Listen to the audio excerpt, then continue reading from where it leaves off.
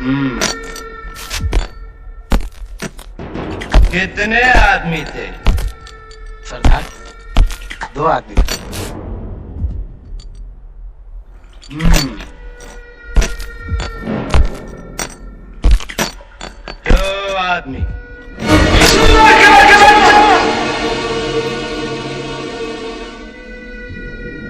वो 2 थे और तुम 3, फिर भी वापस आ गए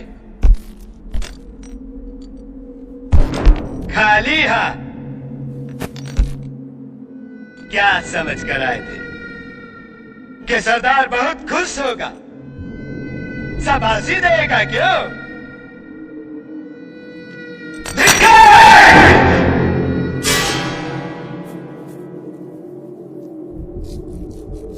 अरे ओ सांबा, कितना इनाम रखे हैं सरकार हम पर? पूरे 50,000। सुना?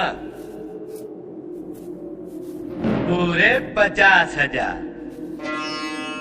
और ये इनाम इसलिए है कि यहाँ से 50-50 कोस दूर गांव जब बच्चा रात को रोता है तो माँ कहती है बेटे सो जा, सो जा, नहीं तो गब्बर सिंह आ जाएगा। और ये 3 हरामजादे ये गब्बर सिंह का नाम पूरा मिट्टी में मिला दिए। इसकी सजा मिलेगी, बराबर मिलेगी।